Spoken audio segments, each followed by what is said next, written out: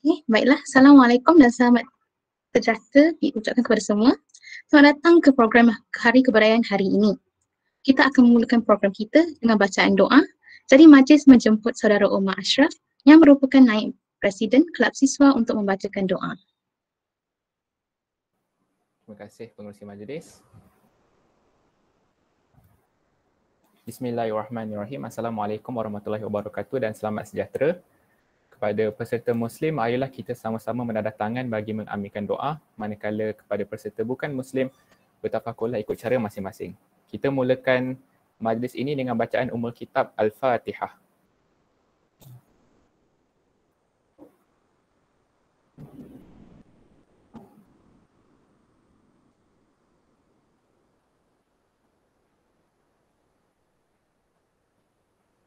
Bismillahirrahmanirrahim. Alhamdulillahi Rabbil Alamin.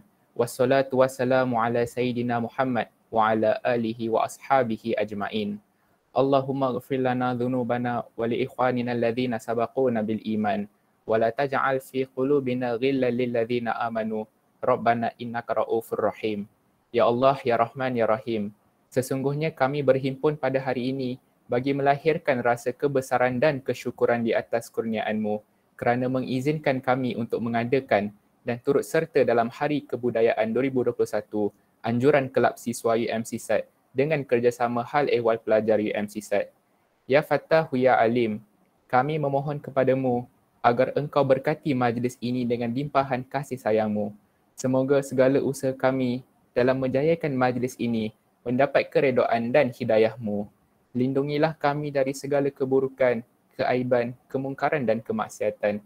Ya Rahman, Ya Rahim, bukakanlah hati kami, lapangkanlah dada kami supaya kami dapat mengisi ilmu dan pengetahuan yang berguna. Semoga dengannya kami mampu mengangkat martabat diri, keluarga, masyarakat, negara dan UMC-SAT khasnya. Ya Dzal Jalali wal Ikram, kami berkumpul untuk menimba ilmu, bertukar pendapat, menyumbangkan buah fikiran, menghubungkan silaturrahim dan memberi sokongan ke atas peningkatan prestasi kami. Kami menadah tangan kehambaan, mengharapkan ihsan-Mu agar Engkau teruskan dan lanjutkan kecemerlangan yang sudah kami capai.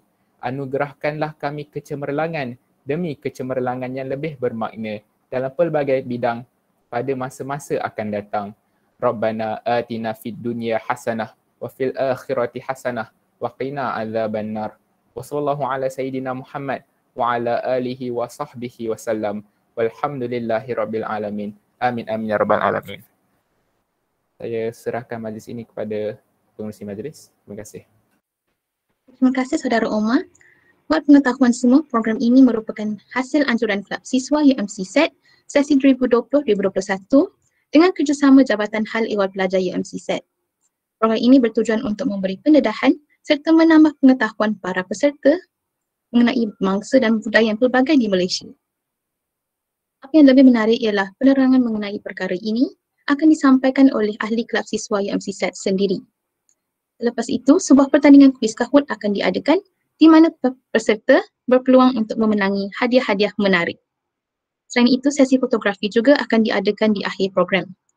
Tanpa melengahkan masa, saya menjemput Saudara Yusuf Daniel dari Biro Akademik dan Saudari Nur Syahmina Balkis dari Biro Kebajikan untuk memberi penerangan mengenai budaya Melayu. Hai, Assalamualaikum dan salam sejahtera. Saya ucapkan kepada semua para hadirin yang hadir pada hari ini. Nama saya Yusuf Daniel dan saya akan mensembahkan tajuk kita pada ini iaitu kebudayaan kaum Melayu dan juga dengan rakan saya Syahmina Balkis. Okay, so next slide please.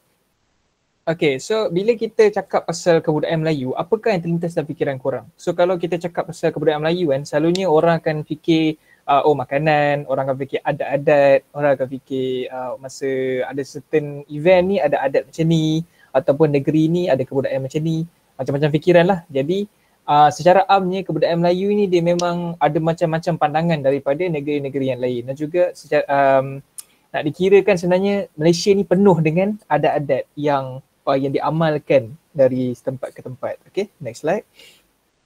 Alright, adat Melayu ni secara amnya dia merupakan konsep yang menjelaskan secara keseluruhan cara hidup Melayu di alam Melayu. Okey, apa maksud alam Melayu? Alam Melayu ni sebenarnya orang Melayu kita dah wujud berkurun-kurun dah sejak daripada zaman saya rasa 100 Masihi, sebelum Masihi lagi dah ada dah orang Melayu asli. Dan kalau korang nak tahu, sebenarnya perkataan Melayu ni datang daripada Sungai Melayu. Dulu ada satu sungai nama dia Sungai Melayu, dan perkataan apa tu Melayu tu dia datang daripada perkataan melaju. Maksud dia me tu, laju tu accelerate. So jadi melaju. Jadi dia tukar ayat tu jadi Melayu. Itulah dia origin perkataan Melayu tu. Jadi daripada situ sampailah sekarang ini adalah orang Melayu kita. Jadi adat dia bermacam-macam. Dan next slide please. Okey, untuk kebudayaan Melayu, agama dan kepercayaan dibezakan. Okey, selalunya kan kita akan berkaitkan agama dan kepercayaan kan, dua-dua akan berkait rapat sekali. Tapi untuk kebudayaan Melayu, agama dan kepercayaan ni dia benda yang lain. Okey, untuk agama, masyarakat Melayu ni agama dia percaya dia ada agama-agama besar lah. Okey, sebelum Islam datang ke tanah Melayu, orang Melayu kita bukan penganut agama Islam. Tapi dulu-dulu orang menganut agama-agama yang terawal, antaranya Hindu, Buddha dan Kristian. Okey, jadi sebelum Arab ataupun sebelum orang-orang Arab atau orang-orang Islam datang ke tanah Melayu, orang dulu menganut agama lain. Okey, seterusnya.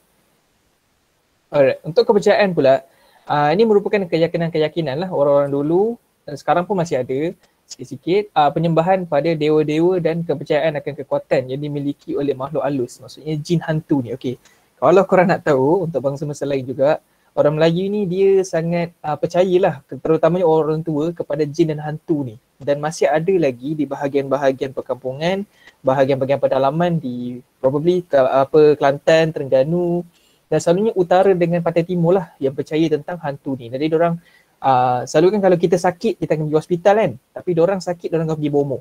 Bagi diorang benda-benda ni lagi berkuasa lah daripada ubat-ubat yang dicipta untuk menyembuhkan penyakit kita. Macam itulah kepercayaan diorang. Okay, seterusnya. Alright, untuk sistem kekeluargaan, untuk masyarakat Melayu kita sebenarnya dibahagikan kepada dua, matrilineal dan dual sisi. Tapi di sini kita tunjuk secara keseluruhannya lah bagi faham. Jadi matrilineal ni nasab ibu, patrilineal ni nasab bapa, dan dual sisi ni bilateral, itu campuran antara dua lah. Okay. Nasab ibu ni dan nasab bapa, dua-dua ni ialah adat terawal Melayu, iaitu adat pepatih dan adat temenggung. Yang ni rasanya korang dah belajar dekat buku sejarah tingkatan 3 sebenarnya. Sebab yang ambil PT3 tu tahulah, tingkatan 3 dekat dalam buku tu ada sistem ni. Jadi adat pepatih ni nasab ibu sebab apa? Adat pepatih ni dia melebih kepada perempuan, pihak perempuan. Jadi contoh kalau harta pusaka, kan kalau dalam Islam kita kena bahagikan dalam hukum faraid. Tapi disebabkan oleh adat pepatih, harta pusaka semua diutamakan kepada pihak perempuan. Suami tiada hak langsung terhadap harta pusaka. Macam tu lah. Jadi adat temenggung pula iaitu nasab bapa dia terbalik. Ini lebih kepada lelaki. Dan juga korang boleh baca dekat internet atau baca buku-buku, nasab ibu dan nasab bapa dia ada juga ruling dia. Okey, nasab ibu ni dia lebih kepada Melaka di Naning Melaka dulu dan juga di Negeri Sembilan. Sekarang Negeri Sembilan pun masih ada yang mengamalkan adat pepatih ni. Dan nasab bapa ni ialah di negeri-negeri lain lah selain Negeri Sembilan dan juga Naning Melaka. Dan sebab itulah pemerintahan diorang lain-lain. Macam dekat Negeri Sembilan, diorang tak panggil sultan, diorang panggil Yam Tuan. Disebabkan ada pepatih ni. Tapi negeri-negeri lain semua panggil sultan. Dan juga Melaka dia tak ada sultan. Disebabkan juga adat pepatih ni ada pengaruh dekat situ. Okey. Dan juga sistem undang-undang ni pun lain. Macam nasab ibu dia lebih mengasihani lah terhadap penjenayah. Kalau nasab bapa dia lebih ganas, dia lebih autokratik. Okey. Dari dua sisi ni dia campur-campur untuk dua-dua. Jadi lebih kurang lah antara patrilineal dengan dua sisi ni dia maksud dia lebih kurang je. Selalunya berkait rapat antara dua. Okay. Seterusnya. Alright. Adat kebudayaan Melayu ni, dia kalau kita bincangkan secara amnya memang ada 5 je. Okay, yang selalu kalau kita cakap pasal adat kebudayaan Melayu, kan kita tak tahu sebenarnya ada 5 yang kita akan fikir adat resam yang dah tukar-tukar sejak zaman ke zaman. Tapi sebenarnya adat kebudayaan Melayu ni, dia ada 4 yang utama. Dan juga ada 1 iaitu adat resam yang berubah-ubah. Okey. Untuk lebih memahami, saya akan buka satu video untuk korang tengok. Saksikanlah.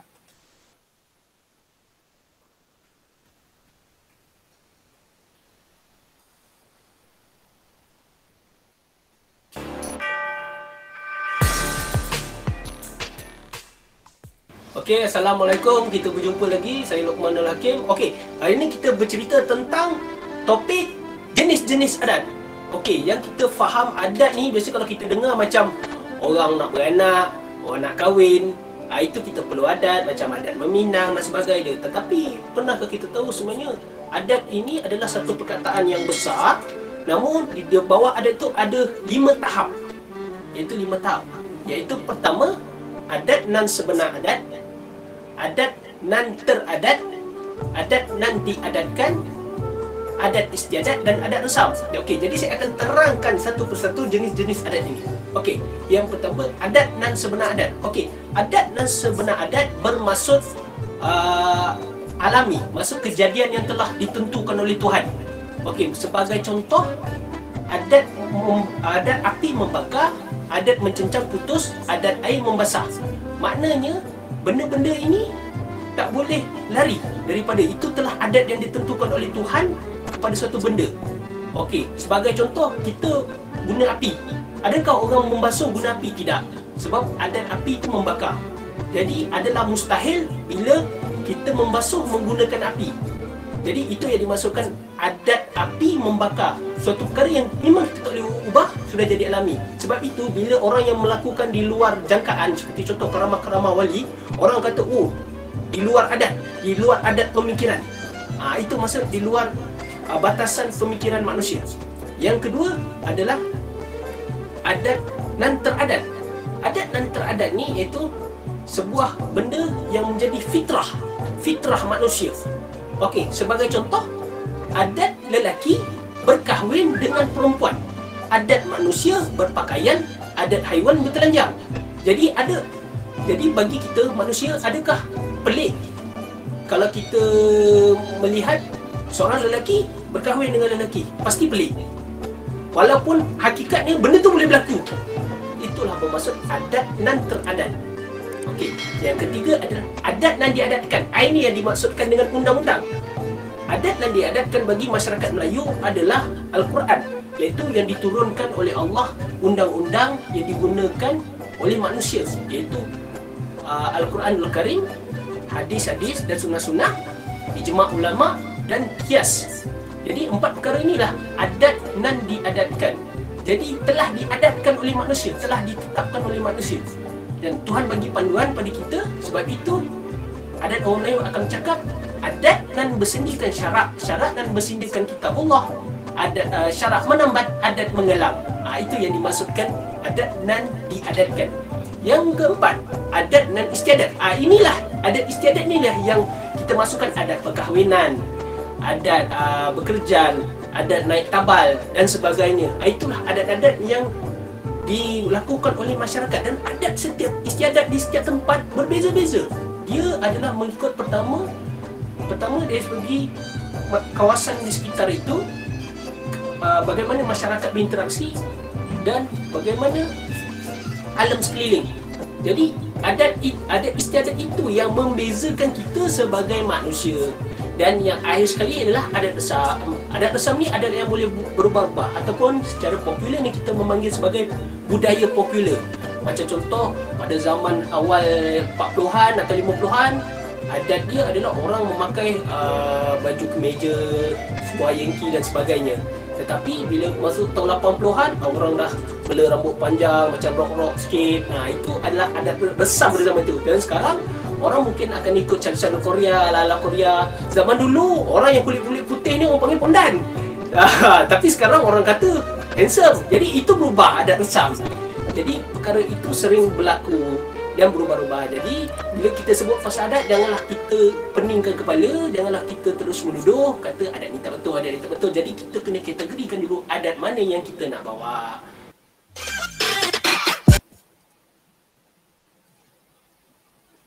Okey, sekian video tadi. So harap korang dah faham maksud adat dalam kebudayaan Melayu ni. Dia ada 5, yang 4 tu yang utama, yang basis dia, yang untuk semua faham. Dan yang last adat resam tu lah yang berubah-ubah. Yang tu selalu kita nampak depan mata kita, macam perubahan fashion, perubahan cara makan dan sebagainya. Okay, seterusnya. Alright, kita berubah kepada kesenian pula. Okay, kesenian dalam masyarakat kebudayaan Melayu ni dia ada pelbagai. Okay, so ada seni kepanggungan, ada ukiran kayu, logam seramik, ada conteng lukisan batik, tenun dan tekat dan bina rumah dan bangunan. Yang ni ialah yang utama lah. Okey, seterusnya. Okey, yang utama, yang pertama seni kepanggungan. Okey, seni kepanggungan ni ialah teater lah. Macam sekarang kan kita tengok GSC, kita tengok TGV, Netflix. Inilah Netflix orang dulu. Diorang tengok teater ni. Ni nama dia Wayang Kulit, DK, Mak Yong, Menora, Bangsawan, Ham Dolok. Mesti korang tak pernah dengar kan. Rasanya Wayang Kulit tu lah yang biasanya kita dengar lah, yang biasa ditunjukkan dalam drama dan movie-movie. Okey, macam Menora ni, contoh dalam gambar Menora ni kan. Menora sebenarnya berasal daripada Thailand. Okey, jangan terkejut. Sebenarnya banyak tarian-tarian di dalam masyarakat Melayu kita sebenarnya pengaruh daripada orang luar. Contohnya Thailand, Indonesia dan juga Yaman, Hadramaut. Jadi tiga ni antara yang utamalah yang mempengaruhi tarian-tarian di Malaysia. Dan Menora ni daripada Thailand, macam DK ni selalunya dekat Kelantan dengan Terengganu bahagian pantai timur. Wayang Kulit ni pun masih ada lagi yang mengamalkannya di bahagian-bahagian pantai timur dan utara. Okey, seterusnya. Okey, ni seni tari pula. Seni tari ni dancing lah. Macam sekarang ada break dance. Sekarang ada tarian Korea, semua yang selalu buat kat sekolah kan. Tapi ini tarian dulu, tarian-tarian yang tradisional lah. Macam tarian asyik, tarian inai, piring, kuda kepang, zapin. Rasanya kuda kepang dengan zapin tu lah yang biasa kita dengar dan dia lakukan sekolah. Macam piring, inai, asyik, mungkin ada yang tak tahu so diorang tak berani nak buat kat sekolah. Tapi kuda kepang dengan zapin tu yang paling standard lah diorang buat. Okay. Macam kuda kepang tu originally daripada Indonesia. Kuda kepang ni sebenarnya dibuat untuk kononnya untuk menakutkan musuh lah. Dan untuk menunjukkan yang untuk halau spirit ke, biasanya kuda kepang macam tu. Dan juga zapin ni pun daripada Sumatera. Dan dibawa ke Melayu.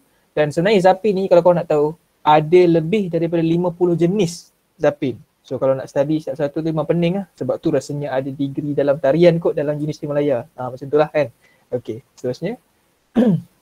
Okey, jadi yang ni seni suara macam menyanyi. Okey, menyanyi ni macam sekarang kita ada banyak artis, Sky Bahar lah, macam korang dengar apa, Justin Bieber semua kan. Ini seni suara dulu lah. Okey, Dikir Barat, syair, berzanji, pantun, gurindam yang kita belajar kat sekolah yang semua kalau cikgu suruh buat ke mesti malu nak buat kan. Inilah standard lah untuk orang dulu-dulu. Macam contoh, rasanya korang semua tahu Dikir Barat bersyair, pantun semua tahu. Berzanji ni sebenarnya untuk orang Islam. Berzanji ni dilakukan dulu untuk, sampai sekarang pun masih ada yang melakukannya.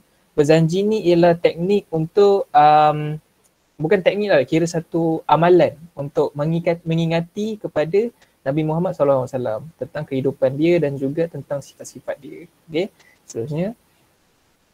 Alright, untuk yang kedua, seni ukiran kayu, tepan logam dan seni seramik. Okay, dalam masyarakat Melayu dia ada banyak sebenarnya. Kita punya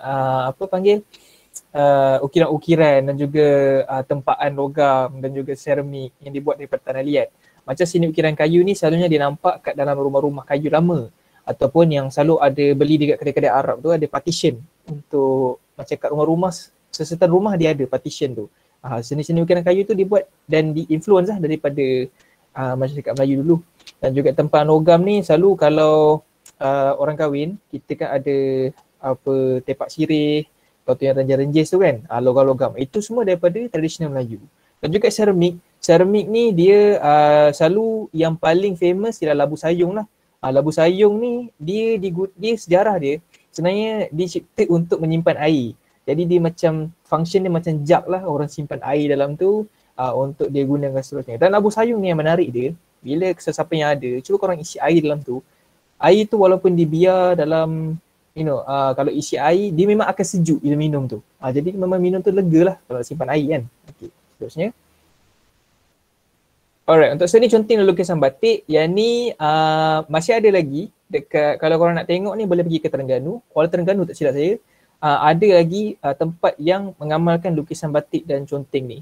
Okay, yang ni lukisan batik ni, jenis batik dia agak mahal berbanding dengan yang chop tu. Sebab apa? Batik ni dia ambil masa lah nak buat. Kalau yang chop tu dia cepat.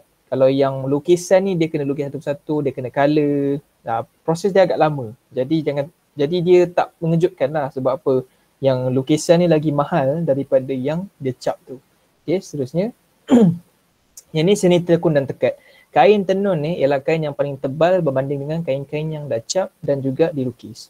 Okay, kain tenun ni dia tenun satu-satu lah pakai benang. Mesin yang kalau tengok kat gambar yang belah kanan tu, yang akak tu pakai, dia memang mesin tu besar. Masih ada kat Terengganu. Masa saya pergi dulu memang ada lagi mesin tu. Dia memang buat satu-satu lah tenun tu. Dan seni tenun ni semakin lama semakin ditelan zaman dan tak ramai lagi yang tahu buat seni tenun ni. Jadi kain tenun ni juga kain yang tebal dan tak sesuai lah untuk kita pakai sekarang sebab cuaca panas. Okay, selalu orang pakai kain batik kan, tak ada orang pakai kain tenun. Selalunya kain tenun ni orang akan pakai untuk buat baju kebaya, macam untuk kain sarung tu kan. Selalu akan pakai kain tenun lah bagi nampak tebal dan kain dia selesa pakai. Okay, seterusnya. Right, yang terakhir, inilah seni bina rumah dan bangunan. Okey, untuk dalam masyarakat Melayu, sebenarnya kita ada banyak lah apa panggil seni-seni untuk bina rumah dan bangunan ni. Okey, untuk rumah terutamanya ada banyak jenis rumah. Contohnya macam rumah Melaka, rumah kutai kat Perak, rumah Minangkabau, rumah lipat kajang, rumah tiang 12. Tiang 12 ni ada kat Terengganu. Masih ada lagi rumah-rumah ni sebenarnya yang preserve dekat satu-satu tempat tapi dah tak banyak lah sebab sekarang ni kan semua ikut barat nak bina pakai konkrit sebab yelah kita dah berubah zaman kan, berubah jadi budaya-budaya lama pun dah tak simpan lagi dah tapi masih ada lagi tempat yang menyimpan rumah-rumah ni sebagai heritage lah untuk orang pergi lawat. Macam istana tu pun satu istana kayu tu kan dekat Melaka ada, korang boleh pergi tengok kat Melaka, istana ni membesar, semuanya kayu dan dalam tu ada sejarah-sejarah yang boleh dibelajar lah. Ada juga wakaf dan juga masjid dan surau ni semua dibina dengan menggunakan kayu-kayu. Okay, seterusnya. Alright, untuk makanan yang ni memang famous lah. Makanan Melayu ni memang satu benda yang kira makanan ruji dah dijadikan dalam masyarakat kita sekarang. Okay, seterusnya. Alright, untuk makanan harian, okay, yang pertama belah kiri tu nasi lemak. Yang ni jangan tipu, semua pernah makan dalam Google Meet ni. Semua mesti pernah makan. Rata-rata dia orang jual nasi lemak, tepi jalan dan sebagainya. Tapi nasi kerabu, nasi dagang jarang sikit. Selalunya ni ada dekat bahagian utara dan Pantai Timur. Okay, dan nasi kerabu ni, nasi dagang orang sini bukan sebab tak nak buat. Tapi mungkin pembuatannya agak rumit dan mungkin tiada kepakaran dan sebagainya. Jadi tak adalah yang buat dekat sini. Okay, tapi secara amnya nasi lemak famous kat Selangor dan Terengganu. Nasi kerabu dan dagang famous dekat belah utara dan Pantai Timur. Tapi nasi kerabu, kira saya cakap kalau nak sedap kena pergi Kelantan. Kelantan nasi kerabu is unbeatable dan tak ada negeri lain yang boleh ikut. Okay, seterusnya. Okay, ini untuk kenduri. Kenduri ni standard lah untuk gulai kawah. Okay, dipanggil gulai kawah sebab memang dimasak dalam kawah. Sebab tu dipanggil gulai kawah. Gulai ni sebenarnya dia campuran lah. Dipanggil gulai sebab apa? Dia campur cili dan sebagainya, bawang, bawang putih semua campur. Dan lepas tu dimasak gunakan santan. Lepas tu dia panggil gulai. Gulai ni ada macam-macam jenis. Tapi gulai kawah ni yang biasanya dibuat masa musim kenduri. Dan pulut semangat. Okay, pulut semangat ni sebenarnya dia satu signifikan dalam masyarakat Melayu. Pulut semangat ni dia ada lambang dia, ada simbol. Okay. Pertama sekali pulut kuning kan dia punya nature dia melekat, dia melekit kan. So bila dia melekit, dalam masyarakat Melayu percaya itu melambangkan keakraban dan menjalinkan silaturahim. Okay. Dan contoh kalau kahwin pula, kenapa ada pulut kuning? Sebab apa? Dia tanda mulanya ikatan kasih sayang bersama suami dan isteri. Dan juga kalau korang tengok macam upacara politik sebelum ni yang I think masa tu Najib ada, masa tu ada pulut kuning. Ada pulut kuning macam perbicaraan BN rasanya masa tu. Ke BN ke UMNO, ada pulut kuning. Itu menunjukkan keakraban dan silaturahim. Itulah signifikannya pulut semangat ni. Tapi pulut semangat ni pun ada dikaitkan dengan benda-benda gaib lah yang digunakan oleh orang-orang yang pedalaman dan sebagainya untuk berkomunikasi. Macam tu lah. Tapi secara amnya, pulut semangat ni untuk melambangkan keakraban. Okay, seterusnya. Alright, ini upacara berjamu sesaji. Yang bawah ni nama dia sesaji. Sesaji ni sebenarnya satu upacara untuk berkomunikasi dengan alam gaib. Okay, yang ni banyak berlaku di Indonesia. Tapi juga ada dibawa-bawa ke masyarakat Melayu sampai sekarang. Tapi rasanya sekarang dekat Malaysia tak ada yang amalkan. Sebab ni memang kepercayaan karut. Tapi secara amnya memang digunakan tu je lah. Itu je lah function dia. Dia akan kumpul buah-buah semua untuk dia berkomunikasi dengan alam lain, alam gaib. Okay, seterusnya. Alright, ini untuk perayaan. Yang ni saya tak nak cakap panjang. Semua pun tahu rendang, ketupat, lemang, samprit dan macam-macam lagi makanan lain. Memang masa raya ni ialah masa musim yang menggemukkan lah. Okay, jangan tipu lah kalau kata yang kata diet dan sebagainya. Okay, yang ni ialah benda standard dekat masyarakat Melayu kita. Okay, dan juga untuk Malaysia. Alright, seterusnya. Okay, untuk perayaan dekat Malaysia ni, secara amnya untuk orang Melayu dia ada 4 ni je lah. Hari Raya Aidilfitri, Hari Raya Aidiladha, Awal Muharram Hijrah dan juga Sambutan Maulid Rasul. Yang ni ialah 4 perayaan utama. Okay, seterusnya. Alright, untuk pakaian, baju kurung teruk belanga ni ialah pakaian tradisional sebenarnya. Walaupun sekarang ni tiba-tiba jadi trend, ramai orang suka pakai. Mungkin sebab kain jahitan dia semua dia dalam bentuk yang selesa lah kan untuk orang pakai. Sekarang ni jadi trend balik. Tapi sebenarnya dia datang daripada tradisional Melayu. Dan juga baju kurung cekak musang, saya dah tak nampak orang pakai. Tapi sebenarnya dia antara pakaian baju kurung juga. Jenis-jenis baju kurung dekat dalam masyarakat Melayu di Malaysia ni. Dan seluar pesak gunting Cina ni, mungkin nama dia agak complicated, tapi sebenarnya kalau korang nak tahu seluar ni seluar jenis macam mana, kalau korang perasan orang yang berbadan besar, dia akan pakai satu seluar yang kembang tu, yang kembang dekat celah kangkar. Yang tu dipanggil seluar pesak gunting Cina sebenarnya. Tapi dijual-jual sekarang lah untuk even orang yang bukan badan besar pun dia suka pakai sebab berangin kan, sebab sekarang cuaca panas. Okay, seterusnya.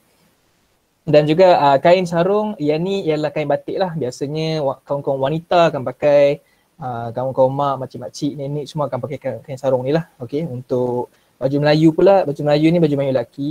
Sekarang ni baju Melayu dah macam-macam jenis, macam-macam style, tapi secara standard ni baju Melayu ni dia pakaian dia agak kembang sikit dan seluar dia dan samping. Simple je, tak perlu ada slim fit ke, tak perlu ada straight fit ke, tak ada apa. Semuanya jahitan dia sesuai lah dengan badan orang tu. Okay, dan baju kebaya ni untuk baju perempuan. Selalunya baba dengan nyonya, kaum-kaum situ akan pakai baju kebaya. Okay, seterusnya. Alright, untuk pakaian tradisional, yang ni tak nampak lagi lah dekat taman-taman Selangor dan KL ni. Rasanya tak ada orang main dah. Macam Galah Panjang, mungkin kat sekolah polisentri ada main lah. Galah Panjang rasanya tak pernah main. Macam baju Batu Seremban ni, kalau kat rumah sesiapa yang ada tu adalah main. Siapa yang tak ada tu memang tak main dah lah. Dan sepak raga ni sebenarnya dia ialah asal daripada, kiranya nak kata asal sebelum jadinya sepak takraw. Sepak takraw kan dia main, dia ada jaring dan diorang sepak lawan atas sama lain kan. Sepak raga ni dia kena pastikan bola tu diimbang dan macam-macam style yang orang buat, betul pastikan bola tu tak jatuh ke tanah. Ini sepak raga, mainan awal-awal dulu lah dekat Borneo, Semenanjung Malaysia dan juga daripada Indonesia. Untuk ketinting, yang ni macam yang kita tengok dalam movie Netflix semua ada yang main lagi ketinting ni, tapi sekarang ni dah tak ada lah kot, semua duduk rumah je. Lagi PKP ni kan. Lepas tu congkak ni, ni main 2 orang je, tak ada main lebih-lebih, 2 orang je boleh main. Lepas tu gasing ni masa tu dia famous kejap, masa keluar Beyblade. Siapa yang ada Beyblade tu tahu lah gasing ni. Dah masa Beyblade tu famous dia gasing, tapi gasing yang original ni sebenarnya dia besar dan dia luas, dan cara nak main dia pun kena ada kemahiran sebenarnya, baru benda tu boleh putar lama. Dan wow ni ialah yang kita kata layang-layang lah. So, sekarang ni layang-layang kan macam jenis, tapi sebenarnya daripada masyarakat Melayu, wow ni ialah yang paling famous lah untuk masyarakat Melayu yang diorang main dulu sebelum layang-layang dicipta. Okay, teruskan. Okay, inilah jenis-jenis wow di tanah Melayu. Wow ni yang paling standardnya saya rasa yang belah kiri sekali atas tu, yang tu ialah yang paling kira common lah yang kita nampak dalam buku sejarah, dalam buku civic ataupun mana-mana movie yang depict apa wow ni. Tapi sebenarnya wow ni ada macam-macam jenis. Ada berapa tu? Saya rasa ada 12, ada 15 wow dekat situ. Jadi memang ada banyak macam jenis lah. Tapi secara amnya memang yang kiri atas sekali yang selalu pakai. Okay. Okay. Itu dah habis bahagian tradisi dan permainan apa semua. Dan saya nak sentuh sikit bahagian patah larang. Okay, sebenarnya dalam slide ni tak ada. Okay, dalam slide ni tak ada. Tapi korang pernah dengar kan, terutamanya orang Melayu, kan orang nenek kita atau mak kita akan cakap, jangan duduk atas bantal nanti bontot kena bisul. Jangan masak menyanyi nanti kahwin orang tua. Patah-patah larang ni sebenarnya dia datang daripada orang tua dulu. Dan setengah orang dia panggil ni kepercayaan karut. Sebab apa? Yelah, logik ke kalau duduk atas bantal tiba bontot boleh bisul kan? Tapi sebenarnya itu ialah orang-orang tua buat macam tu sebab dia nak terapkan nilai murni dalam anak-anak muda. Kalau contoh sekarang kita bagi tahu, jangan duduk atas bantal. Nanti orang kata kenapa? Kalau kita cakap macam jangan duduk atas bantal, nanti orang barang tak selesa ke apa, orang tak dengar. Tapi kalau kita terus cakap kena bisul, tu dia bangun. Sebab siapa nak kena bisul kat bontot kan? Jadi orang-orang tua dia banyak buat kepercayaan karut macam tu, bukan sebab dia nak sesatkan kita. Tapi sebenarnya dia nak terapkan nilai murni, ada maksud di sebalik tu. Jadi banyak patah larang sebenarnya dalam orang Melayu ni. Korang boleh pergi tengok dekat internet ke, internet ada banyak, kat Wikipedia. Dan juga boleh tanyalah siapa yang ada nenek moyang lagi, boleh tanya, diorang akan bagi tahu semua benda. Dan diorang masih lagi ikut amalan-amalan tu. Jadi sampai situ saja. Saya minta maaf jikalau ada kesilapan, mungkin ada yang lebih tahu daripada saya tentang adab Melayu ni. Tapi secara amnya begitulah. Alright. Jadi stay safe everybody, take care dan terima kasih. Okay. Terima kasih Saudara Yusof dan Saudari Syahmina atas penerangan yang cukup menarik tadi. Seterusnya, marilah kita sama-sama mengenali budaya Cina yang akan dibentangkan oleh Saudari Lim Ziqing dan Saudara Lim Ji dari Biro Logistik dan Keselamatan.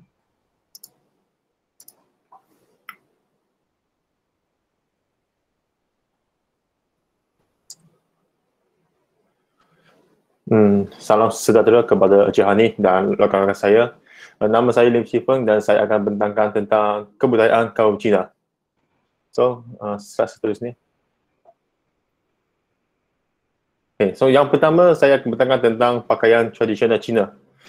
So, kami ada apa pakaian bagi orang dulu ataupun sekarang pun ada orang Cina yang pakai. So, mari-mari kami tengok. Okay, so pakaian pertama boleh juga dipanggil sebagai pakaian Hanfu.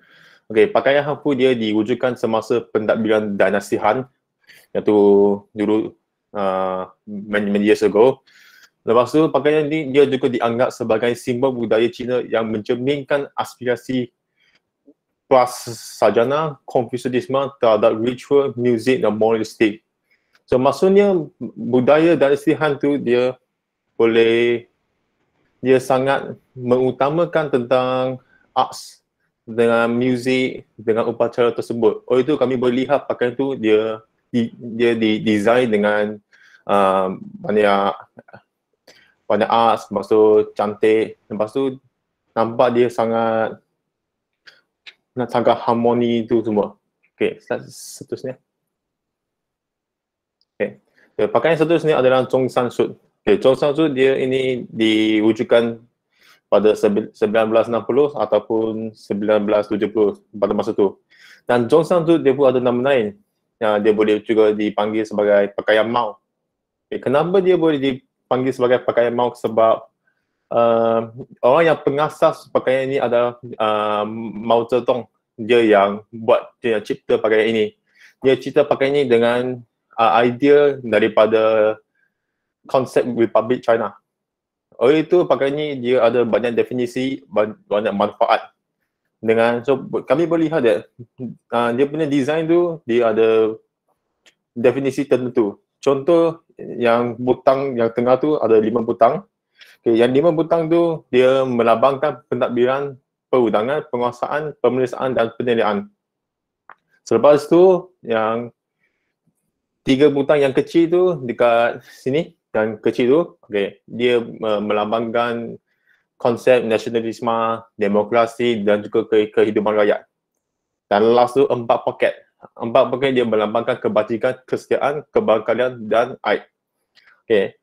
Yang akhirnya dia seluruh pakaian tu dia mewakili tentang perpaduan.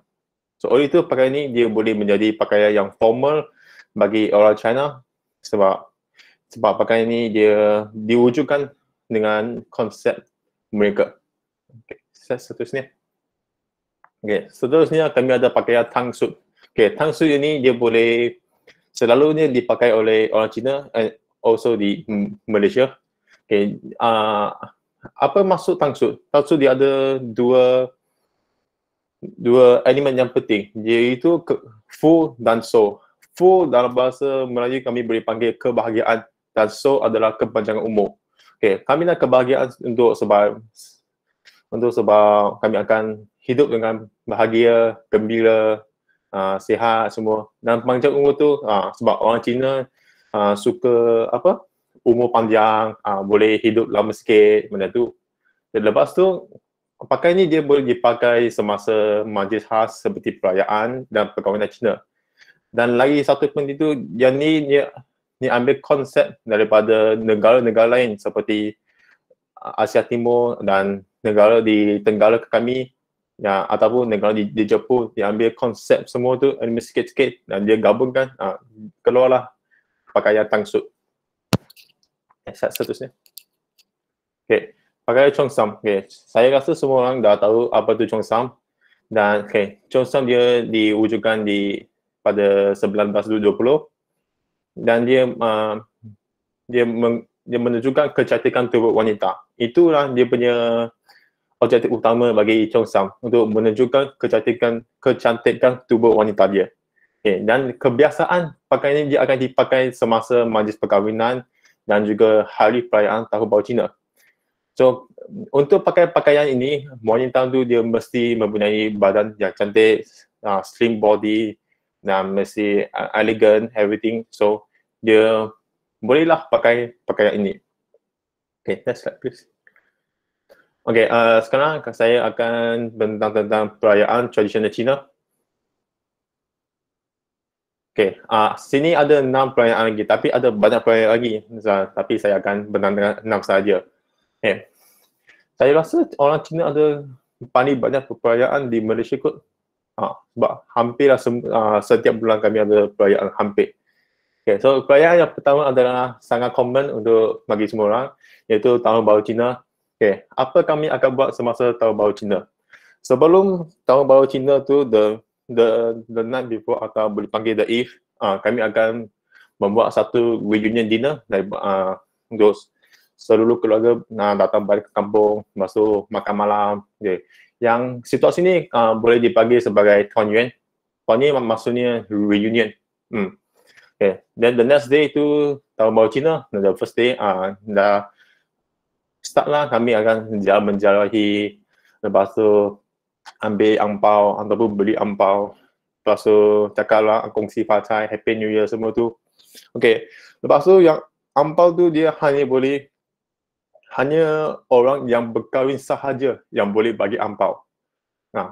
Kalau awak tak berkahwin lagi, jangan bagi. Sebab ini tradisi orang Cina. Lepas tu kami ada perayaan Kuih Bulan ataupun boleh panggil Mooncake Festival. Okay. Perayaan ni dia hanya diadakan pada hari ke-15 pada bulan ke-8 mengikut lunar kalender.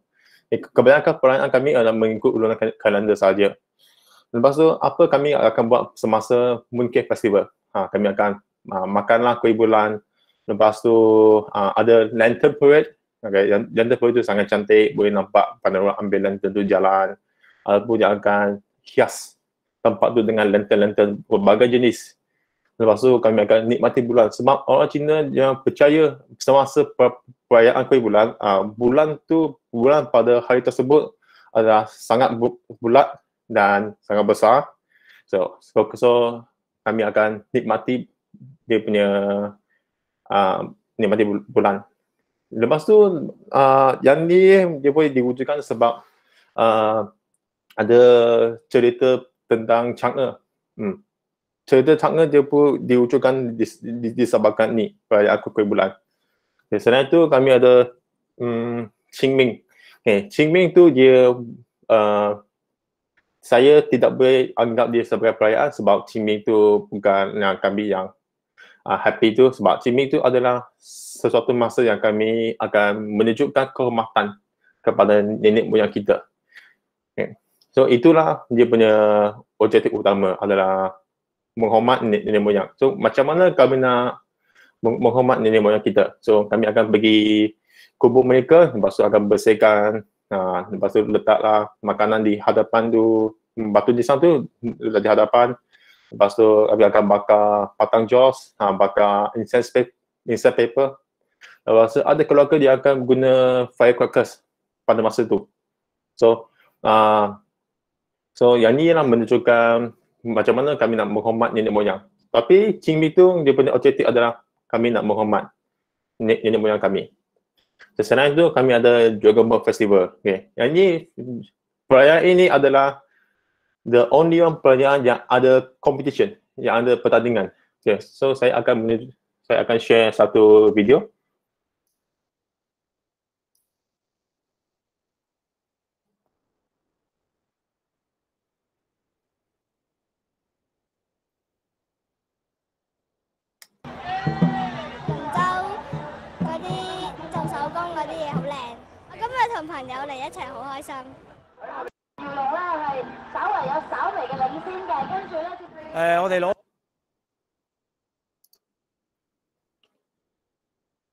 Okay, so dari situ kami boleh lihat that ada banyak juga bot.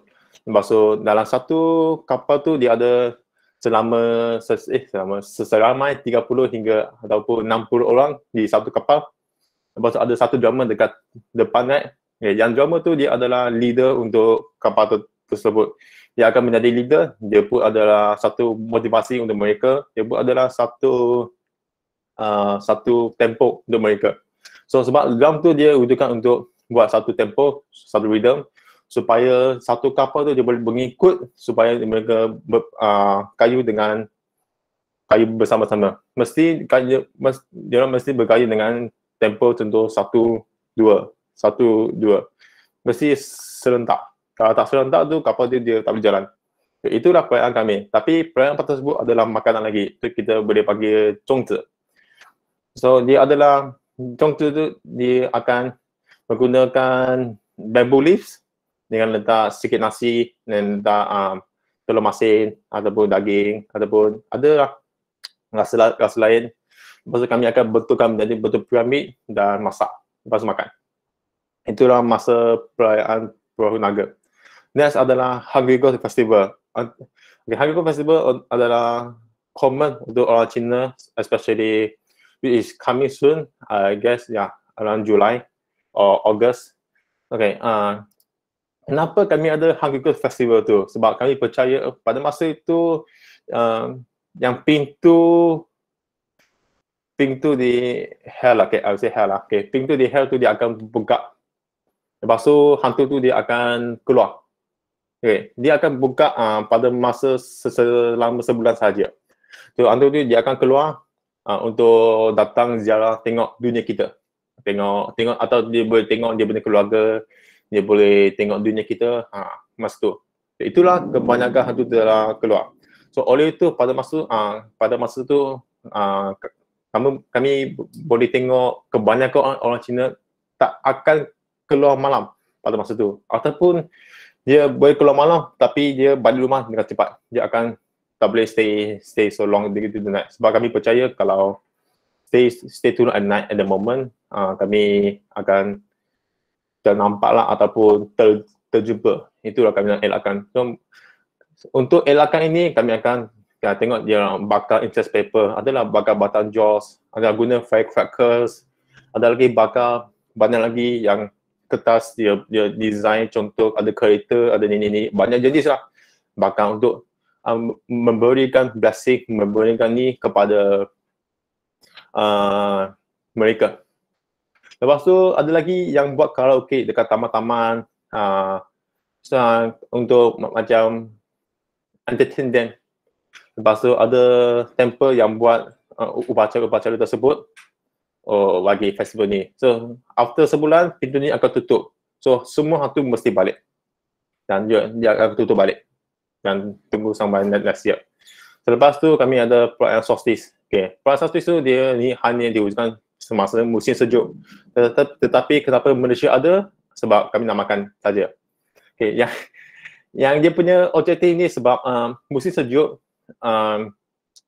kami nak orang di China bila musim sejuk dia akan rehat, akan relax, dia akan cuba makan yang ada panas, banyak tenaga. Nah, wujudlah makanan ini dipanggil sebagai tangyuan.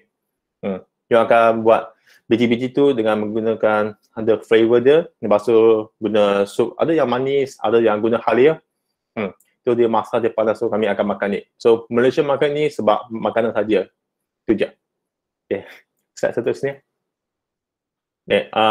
Yang ni adalah makanan tradisional Cina, tetapi saya akan cakap bahasa Malaysia saja, bukan di negara lain.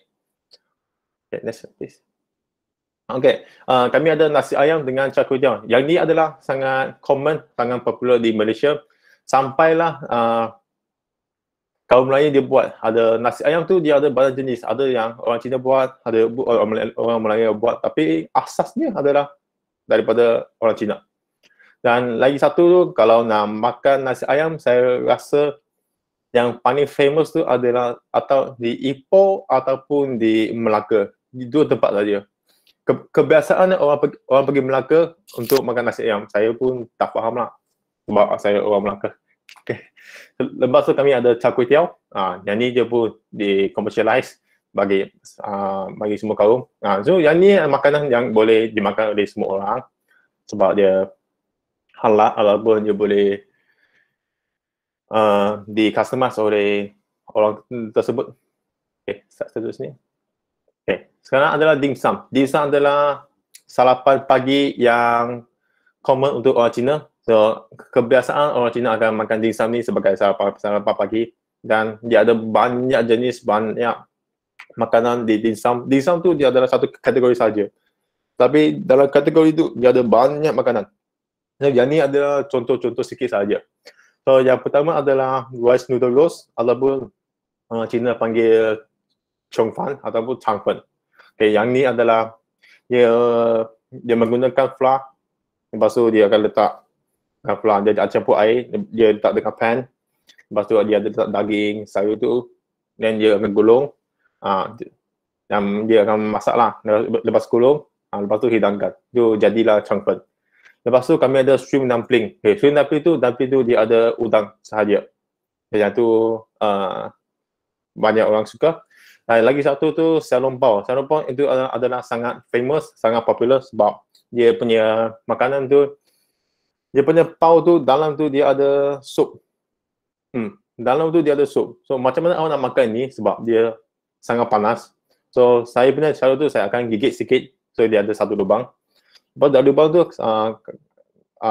kami boleh hisap lubang tu untuk hisap sup semua keluar. Lepas tu awak baru makan. Kalau tak awak nak sebiji makan pun boleh. Tetapi sangat panas. Okay, saya seterusnya. Okay, last tu isang. Ataupun ada orang Cina akan dipanggil sebagai lausen. Okay, kenapa kami ada ini? Dia ni diwujudkan untuk orang Cantonese ataupun boleh orang Cina tapi asasnya daripada Cantonese. Lepas tu dia ni melambangkan kemewahan, kemakmuran dan kesuburan lausen ini. Dan lausen ni dia boleh dihidangkan dengan ada ikan salmon. Lepas tu ada lagi ya ingredients seperti carrot, peanut semua tu dia akan bercampur. Dia gambar dia akan susun dengan kemas. Lepas tu ada dia punya sos dia. Lepas tu kami akan campur sos tu. Nanti wujudan kami akan lausen. Apa tu lausen? Kami akan campurkan semua tu. Okay, so saya akan share video lagi.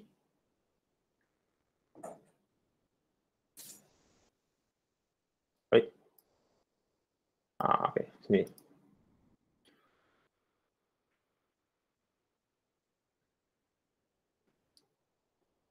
Okay. Hello. 1, 2, 3. Hello. Good luck. Everybody stop. Win the lottery.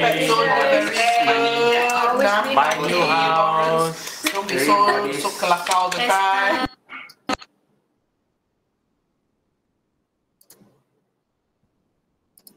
Okay, so bolehlah kami lihat dulu lausen tu. Bila diorang campurkan, kami akan jadi contoh like Happy New Year, Huat dah, Onga, Henga masa tu. Dan ada yang, sebab yang ni lah masa yang awak boleh letak kamu punya wish. Contoh kamu nak jadi saya nak dapat 4 flat dalam diploma. Boleh je dapat 4 flat dalam diploma. Lepas tu ataupun nak dapat 1 million. Boleh lah kamu nak dapat jackpot. Tu masa tu lausen kamu lah boleh jadi. Sebab yang ni lah kami akan rasa gembira dan sangat enjoy. So it was a very amazing moment for us to do it. Dan lagi satu tu, lausen ni bukan saja untuk orang Cina. Orang lain dia boleh buat. Melayu ke, India ke, orang putih ke pun boleh buat. Sebab yang ni dia boleh customize. Awak boleh letak ingredients lain lagi. Kalau awak nak, contoh awak suka carrot lebih banyak, letak banyak carrot sikit. Ataupun awak nak letak lain-lain pun dia pun boleh. Yang penting tu, dia punya metode tu dia adalah menunjukkan dia punya kemewahan, kesuburan dengan dengan lain.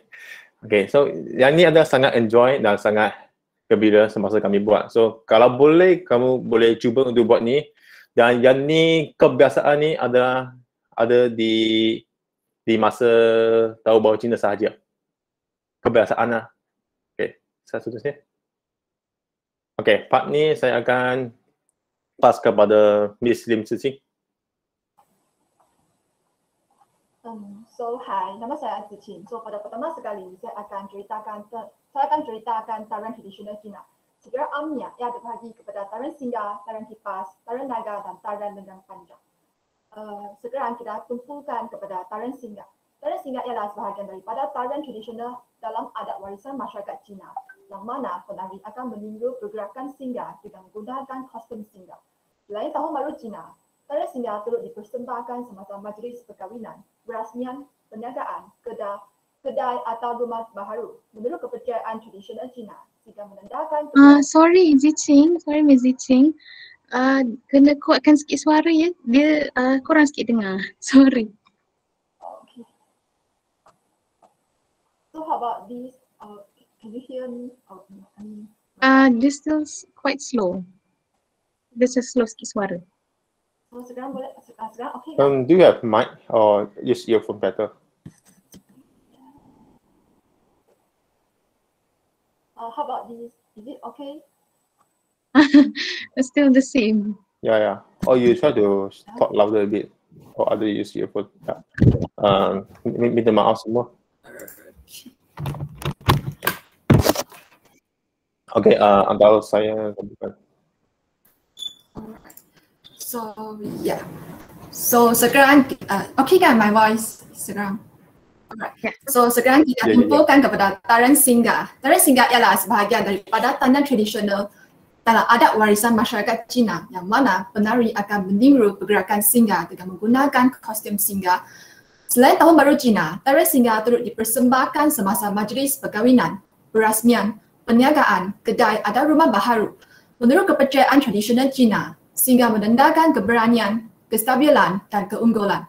Jadi, tarian singgah dipercayai dipersembahkan pada masa itu akan membawa ong kepada mereka. Tarian singgah diiringi oleh gong, gendang dan dentuman mercun yang kuat, seolah-olah memanggil ong mari bermaksud ong akan datang. Drum dan simbal akan dimainkan mengikuti rentak tarian singgah. Tarian singgah akan memimik aksi singgah supaya dapat menunjukkan gerak badan fizikal serupa dengan singgah sebenar untuk menghiburkan penonton. Slide seterusnya. So, okay, sekarang kita lihat slide ini pula. Sekumpulan penari tarian singgah biasanya akan terdiri daripada 10 orang. Kostum singgah itu dipakai oleh 2 orang penari, iaitu seorang di hadapan yang menggerakkan kepala singgah, manakala pasangan penari akan memainkan pakaian belakang iaitu ekor singgah.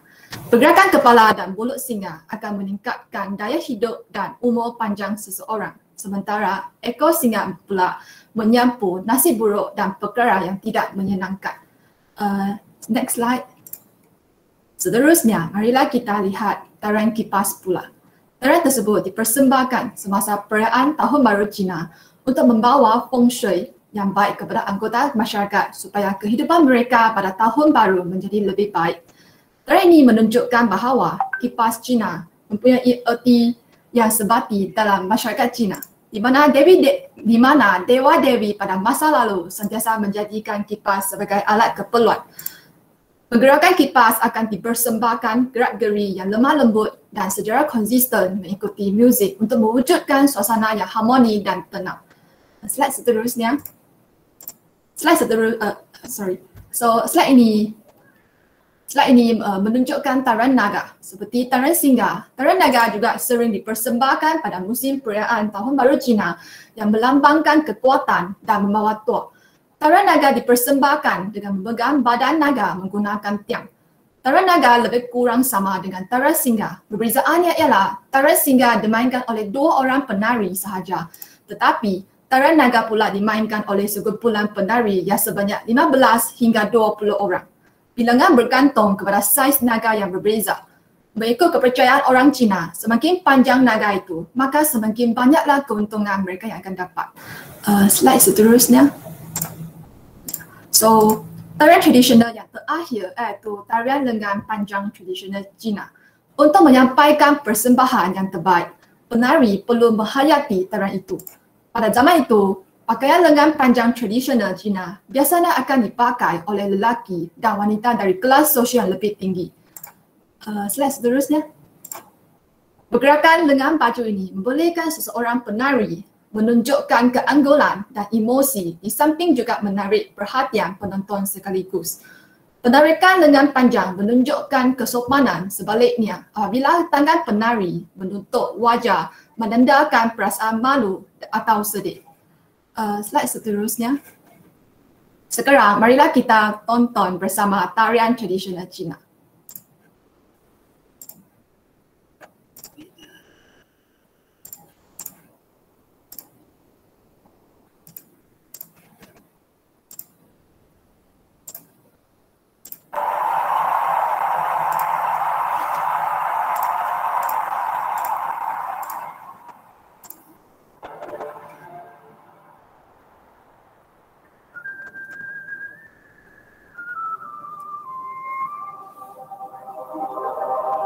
Video ini menunjukkan tarian kipas.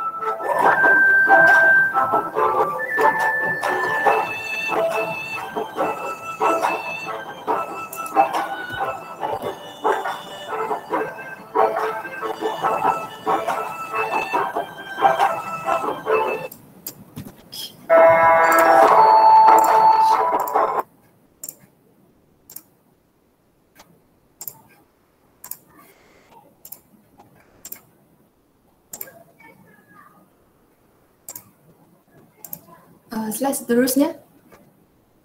So, topik yang akan disampaikan tersebut ialah pantang larang atau bernama tebu. Masyarakat Cina ada beberapa pantang larang untuk menghindari penyakit atau nasib malang. Mari kita lihat pantang larang yang pertama. Slide seterusnya. Mengikuti adat tradisional masyarakat Cina, mereka selalu menghindari penggunaan nombor 4 yang bermaksud mati dalam bahasa Cina. Kerana nombor 4 ini tidak boleh dipakai. Hanya dikatakan demikian kerana sebutan nombor 4 dan sebutan perkataan mati dalam bahasa Cina agak sama. Sebutan 4 dalam bahasa Cina ialah si, manakala sebutan mati dalam bahasa Cina ialah si. Bagi kaum Cina, kalau banyak pakai nombor 4 ini akan membawa nasib malang. Oleh itu, pada kebiasaannya, bangunan atau pangsa puri tempat tinggal orang Cina akan menggantikan nombor 4 kepada huruf English 3A ataupun huruf lain di lift.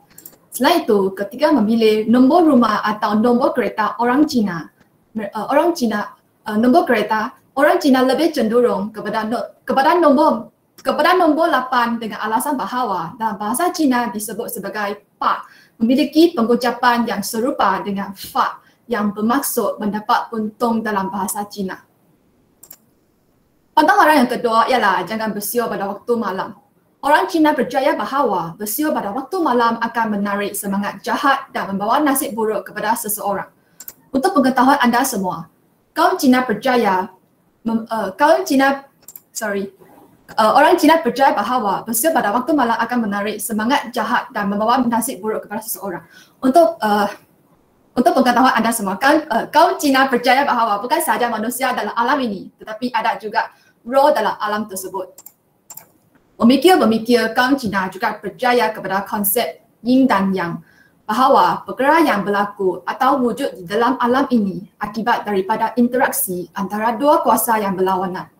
Jadi, manusia adalah mewakili yang, manakala kepada yin diwakili oleh roh tersebut.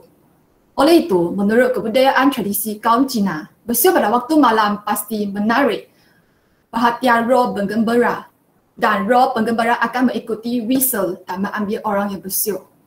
Slide seterusnya. So, pantang larang yang ketiga adalah elakkan meninggalkan makanan di pinggan.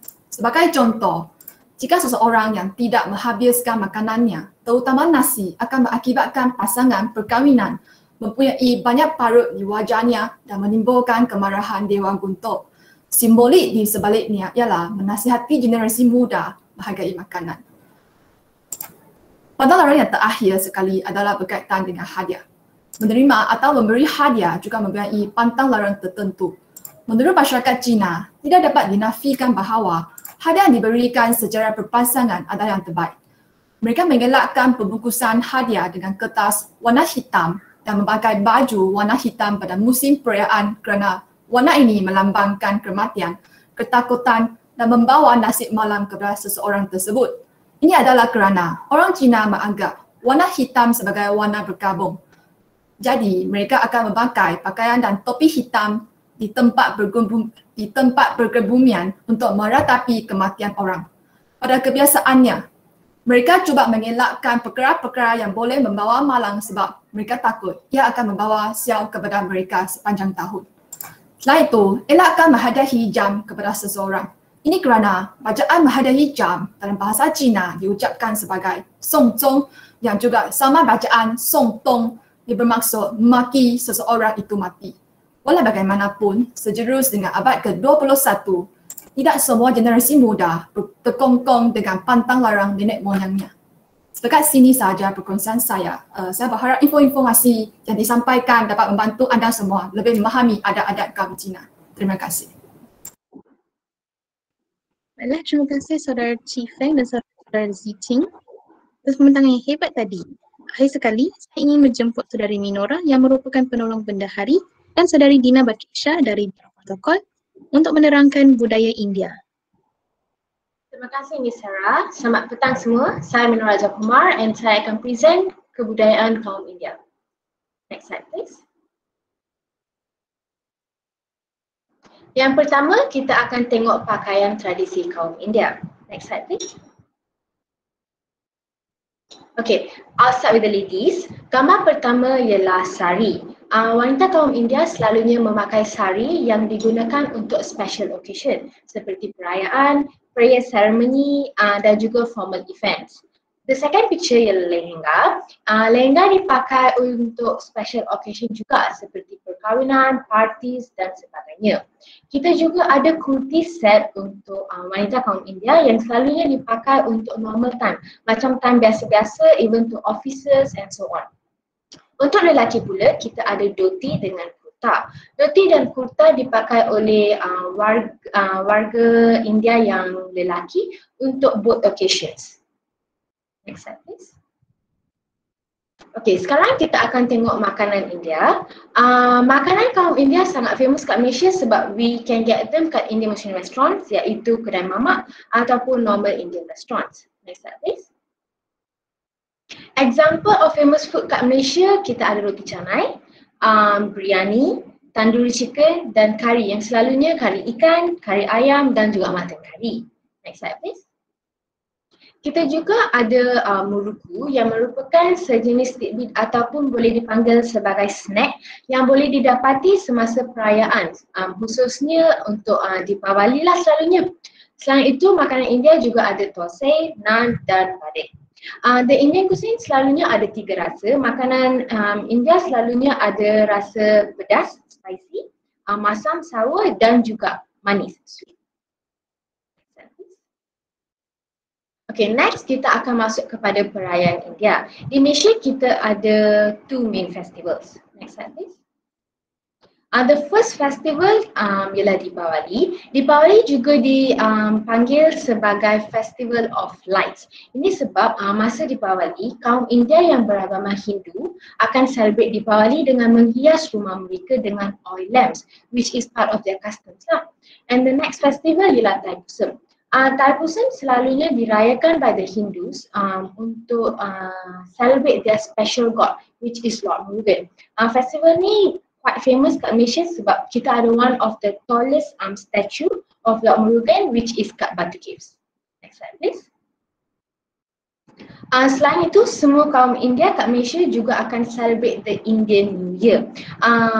Tahun baru ni akan disambut by different clans ikut tarikh yang few days apart. Contohnya, warga Tamil akan celebrate Tamil New Year. The Malayalis akan rayakan Vishu and the Telugus akan celebrate Ugadi. Next slide please. Okay, these are the pictures, gambar-gambar yang macam mana kita celebrate Deepavali, Thaipusam, Ugadi dan Vishu. Thank you, that's all from me. Sekarang I'll pass kat Miss Tina untuk continue. Okay, slide seterusnya. Okay, slide ini saya akan selamat petang semua. Okay, sekarang saya akan explain pasal kepercayaan orang India yang sebenarnya ada yang kita tahu dan juga ada yang kita tak tahu. Okay, next slide please. Okay, first kali ialah gatal di tapak tangan, kiri bermaksud wang akan datang kepada kita. Saya rasa semua kat sini pernah dengar kan, kalau gatal tapak tangan je mesti macam duit nak datang, duit nak masuk, kita akan dapat duit. Sama juga macam kepercayaan Melayu juga, satu kepercayaan yang sama dengan India, which is gatal tapak tangan, kita akan dapat duit. Okay, seterusnya, kepercayaan seterusnya ialah jangan sapu selepas matahari terbenam. Okay, ini adalah aktiviti yang dilarang untuk dilakukan selepas matahari terbenam sebab orang India percaya dia akan mengalami nasib buruk dalam masa yang terdekat. Ini sebenarnya tak ada logik yang tepat untuk mitos ni, tapi apa yang saya boleh explain pasal mitos ni, dia macam selepas matahari terbenam kan biasanya memang gelap kan. So kita tak, orang India percaya macam bila sapu lepas matahari terbenam dia akan mendatangkan macam benda-benda tak elok lah. Mungkin akan berlaku kecederaan sebab dah gelap kan. And then kita boleh terpijak paku masa kita sapu sebab tak nampak. Sebenarnya itulah apa yang dicuba sampaikan untuk mitos ni. Macam saudari Yusof cakap tadi dalam Pantang Larang tu, Pantang Larang sebenarnya, Pantang Larang dan kepercayaan ni sebenarnya dia nak menerapkan nilai-nilai murni. Okay, seterusnya ialah jangan memakai batu permata mengikuti tarikh lahir membawa nasib baik. Okay. Orang India percaya makan batu permata ni bukan saja dapat kelihatan cantik tapi memakan juga dapat memberi bawa nasib baik. Dengan contoh dapat memberi tenaga positif. Okay, next slide please. Okay. Yang ini pun kepercayaan ini pun mesti ramai yang tahu kan, macam familiar. Sekiranya kucing hitam melintasi jalan anda, maka tugas anda akan ditangguhkan. Okey, orang India percaya bahawa tugas tertentu, sekiranya kucing hitam melintas, tugas tertentu tak akan membuahkan hasil dan juga tugas tersebut akan ditangguhkan. Dia macam mana? Dia macam membawa nasib malang. Dalam kata lain macam bawa bad luck dekat seseorang. Okey, last kali ialah lemon dan cili dapat menangkis kejahatan. Okey, orang India percaya cili, menggantungkan beberapa cili tak silap saya dan juga sebiji lemon bila diikat bersama dan juga diorang akan gantungkan cili dengan lemon tu dekat dinding rumah diorang dan juga boleh digantungkan kat pejabat, kedai dan juga kenderaan. Diorang percaya bila gantung cili dengan lemon tu dapat melindungi rumah atau harta benda dari semua roh jahat dan mata jahat, persaingan cemburu. Selalunya yang gantung cili dengan lemon ni orang India yang beragama Hindu. Okay, next slide please. Okay, sekarang saya akan terangkan beberapa tarian tradisional India. Okay, next slide please. Okay, tarian pertama ialah tarian Bharatanatyam. Bharatanatyam ni dia adalah satu bentuk utama tarian klasik India yang berasal dari Tamil Nadu. Okay, tarian ni dia dah berkembang dekat kuil-kuil, dekat mahkamah India dan juga dia ada sejak zaman kuno lagi. Okay, seterusnya ialah tarian tradisional Kuchipudi. Kuchipudi ni adalah satu daripada 8 tarian klasik India yang utama. Tarian ini berasal daripada sebuah kampung yang bernama Kuchipudi dekat sebuah negara India. Dan Kuchipudi ni adalah satu pertunjukan tarian drama yang berdasarkan teks Sanskrit Hindu kuno. Okay, slide seterusnya. Okay, tarian seterusnya ialah tarian Odissi. Okay, fun fact about tarian Odissi ni, penari-penari Odissi ni dia akan memakai alat solid dan perhiasan yang berwarna-warni. Okay, bukan tu je tapi sari pun untuk tarian ni dia akan pakai sari yang berwarna terang. Dan biasanya sari tu diperbuat daripada sutera tempatan. Okay, tarian seterusnya pula ialah Mohiniyattam.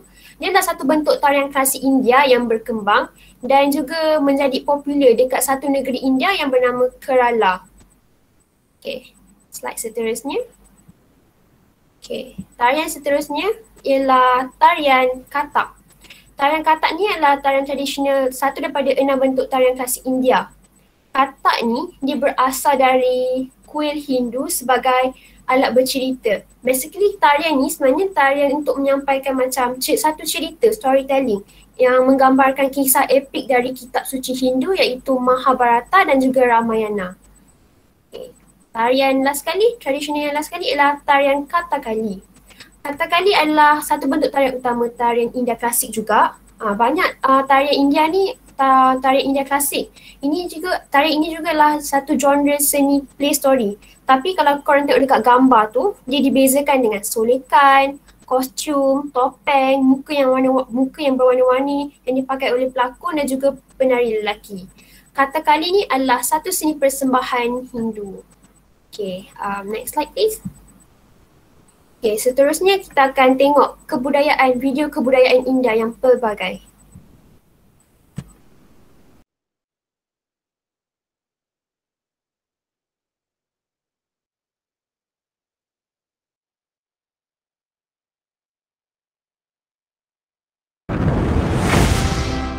Traditional foods, dances, music, art, and languages make this Asian country unique. Welcome to WatchMojo.com, and today we'll be learning more about the culture and cuisine of India.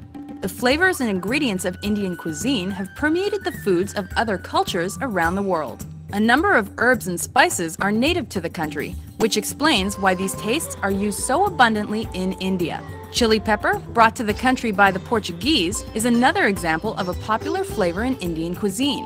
India is also famous around the world for its tea industry, and to a lesser extent, its native coffees. Tea is thought to have therapeutic properties and has been drunk ceremonially for centuries. In fact, India drinks and produces much of the world's tea, with cultivation of the plant tracing back hundreds of years. Coffee is also an important part of day-to-day culture in certain parts of India, and the country's native drink is quite unique. India has a tradition of beautiful folk art. Rangoli is one such example, and is a decorative design painted on the floor or ground. Thought to bring good luck, these designs are often in the shape of flowers and are usually made for special occasions. One colorful special occasion in India is the wedding. Lasting several days, these events are festive and full of tradition. One element that has been adopted from Western culture is the wedding carry, where the groom carries the bride across the threshold. Dancing is an important part of Indian culture, and a number of the country's most well-known gods are normally portrayed dancing. There are a variety of different dance forms to be performed in different locations and at different times. One important element that is often seen in Indian dances is a form of sign language that is used to tell a story. Traditional clothing in India varies from region to region, but one colorful piece worn by women is the sari. These colorful silk scarves are draped over the body in a variety of ways and can be worn as part of a traditional outfit. Colorful, unique, and steeped in tradition, Indian culture is an experience that needs to be savored firsthand.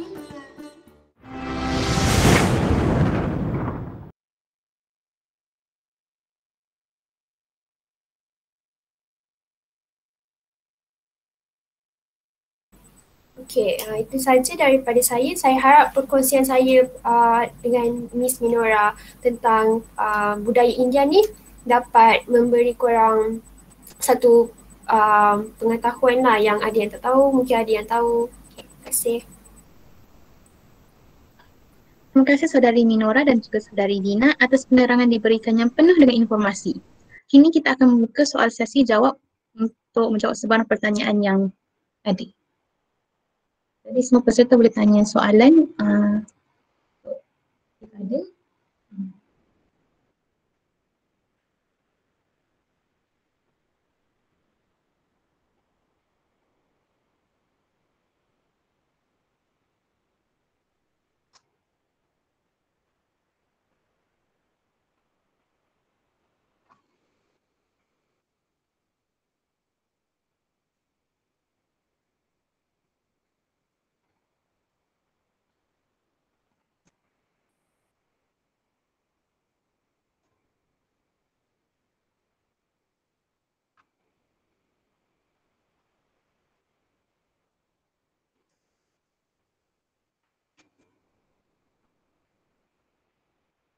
Baiklah, nampaknya macam tak ada soalan. Jadi kita sekarang akan beralih kepada kuis Kahoot yang disediakan.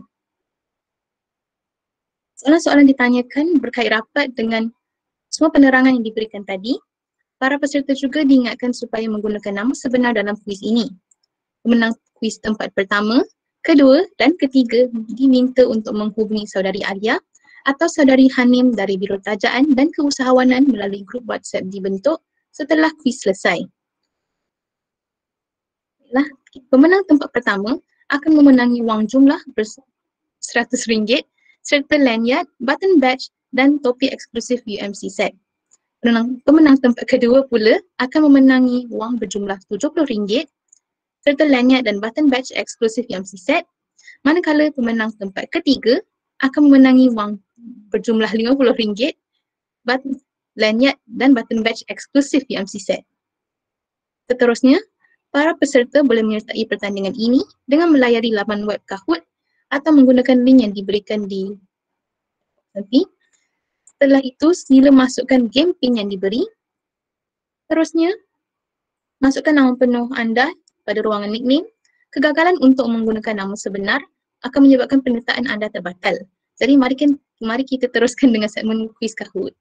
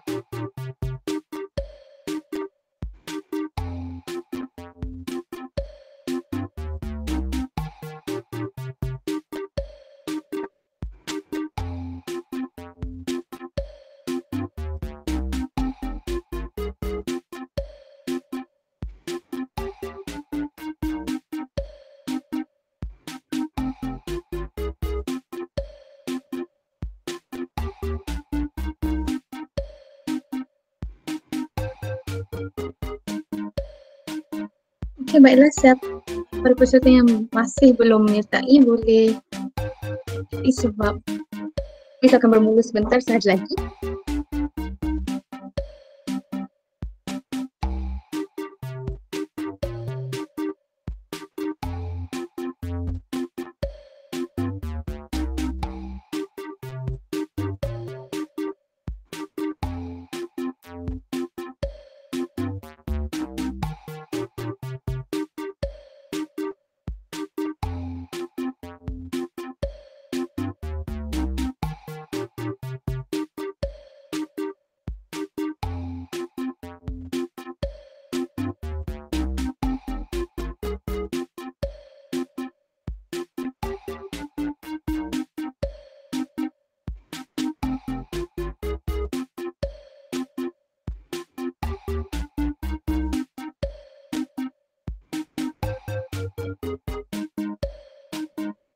Okay, so kita semua bersedia sebab kita akan start dalam seminit.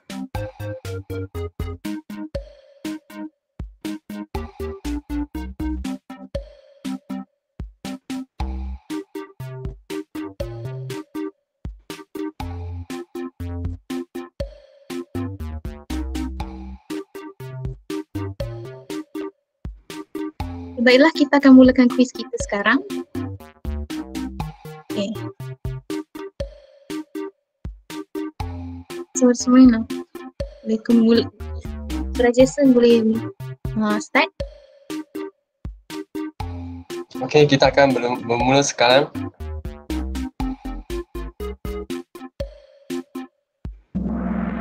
Okay, soalan pertama kita.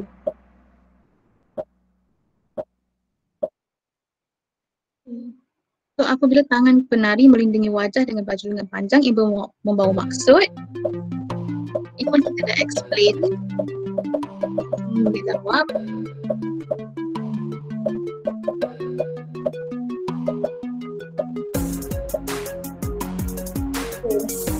So, 40.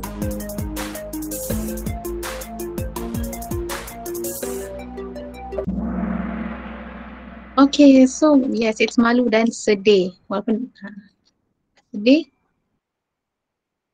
Okay, so kita boleh teruskan. Okay, so first is Nurul Atila. Bagus. Okay, so next question. Okay, so terusnya, yang manakah bukan seni bina? Ni pun kita dah cakap juga. Saudara Yusof dah explain dalam pembentangan dia. So, okay. Ni pun obvious juga saya. Harap semua boleh jawab betul.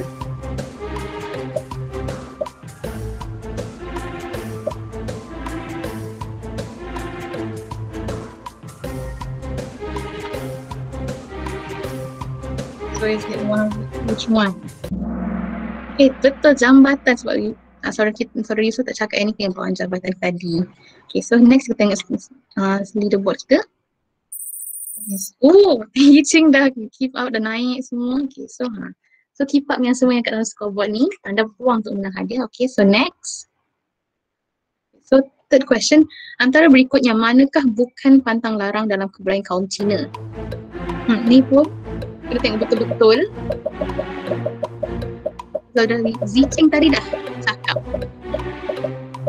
Dah highlight. So, semua tengok betul ya untuk jawapan semua.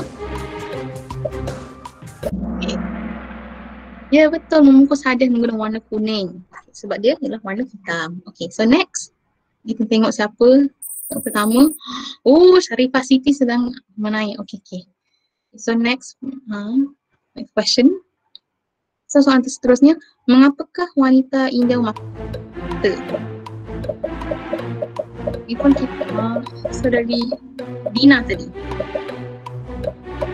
Explain. So dalam slide, so you kena pay attention. Okay. Lagi 10 saat untuk jawab. Okay, so seorang dua lagi tak jawab. So sila letak jawapan anda. Ya, ilmu nasib baik. Okay. Next. Okay, kita tengok. Oh, wah, kita bertukar-tukar semua orang. Okay, so tanya Joyce Ahlisa. So harap boleh maintain. Okay, so next please. Okay, so question kelima. Di Bali juga dikenali sebagai ini dah memang terang-terang dekat.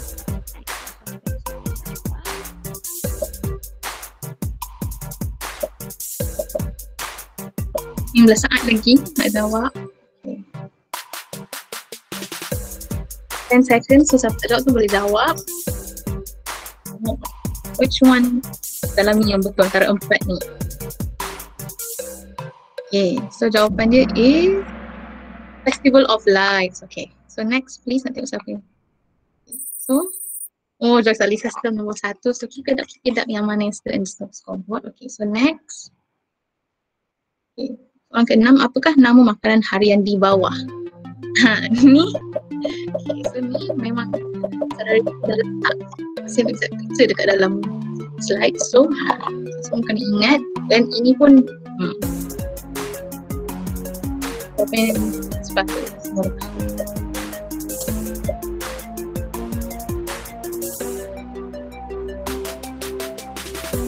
Okay. Dia nasi kerabu, dia bukan nasi. Nasi lemak warna lain. Okay, so next. Please. Okay, so, okay. Sudah selesai nombor 1, Zulkarnain 9. Okay, sketching up. Okay, good. Okay, so next please. Soalan ke-7. Hari Gawai merupakan perayaan budaya Melayu. Ya atau tidak? Ini pun. Ini pun. Pay attention seperti kita dah explain. So siapa yang tak jawab lagi boleh jawab lagi 10 saat before time is up.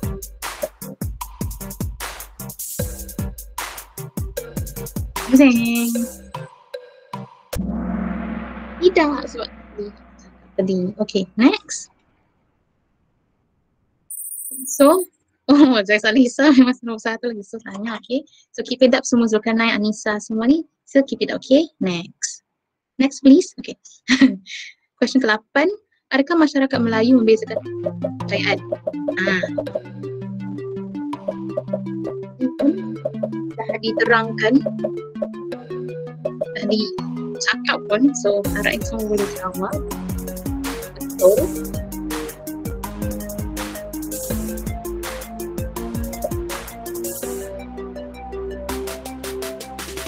So kita lagi 5 saat sebelum kita tahu jawapan dia. Okay. Next please. Okay. Good job semua yang masih di link the board. Okay, so next please. Okay. So soalan ke-9, antara berikut yang manakah kepercayaan karut bagi orang India?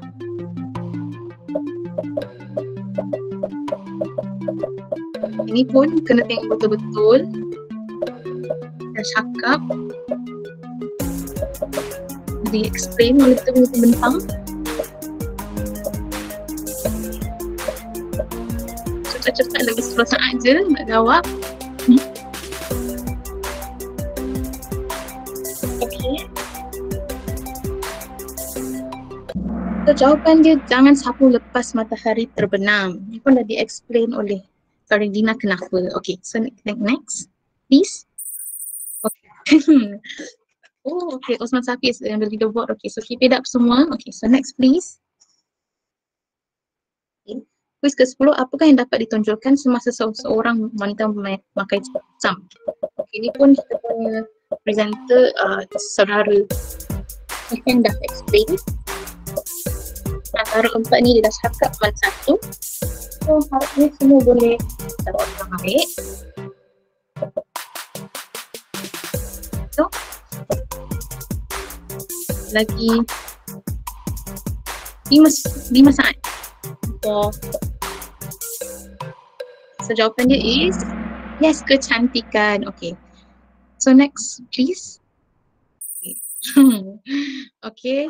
Osman Safi is catching up. Okay, so tengok, good job semua. Tongkat boleh dimainkan oleh berapa orang permain. Ni pun ni dah explain pasal sepatutnya kurang main oleh benda ni. So kita ada lagi 15 seconds before kita punya jawapan ditunjuk.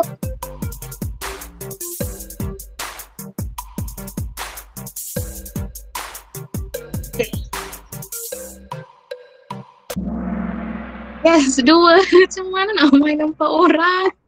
Okay, tak apa. Next question please. Next. Okay, so semua masih maintain. Okay, next. Job. Soalan ke-12. Apakah tujuan utama Qingming?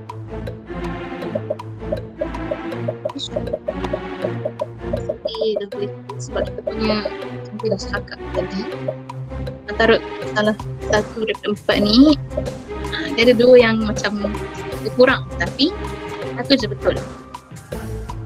So lagi 10 saat. So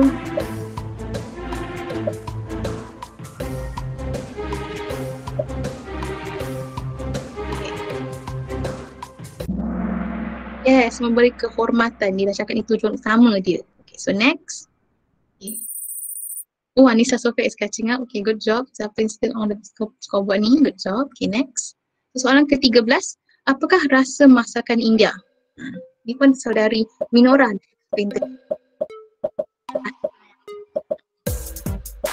Makanan India. Is it panas, pahit atau gula? Or kari pedas dan manis? Is it pedas, manis dan masam? Ataupun kek pedas dan manis? So, antara salah satu. Okay. Lagi 5 saat.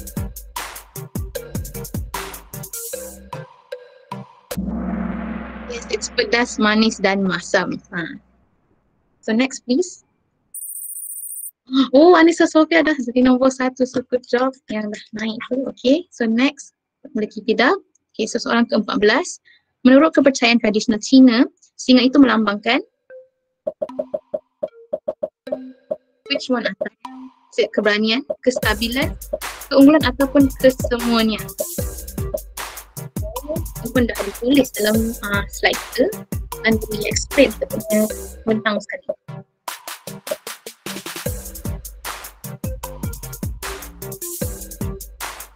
So lagi 5 saat untuk jawab. Siapa tak ada lagi boleh jawab. Okay, yes, dia kesemuanya. Dia dah cakap kesemuanya. Okay, so next. So, okay, Joyce still, okay. Joyce dapat nombor 1 balik. Okay, so Tanya. Okay, so next please. Okay, so soalan ke-15. Berapakah bilangan jenis adat yang dibincangkan oleh video yang ditayangkan? So ni yang dah bincang tadi dalam video tadi. So berapa?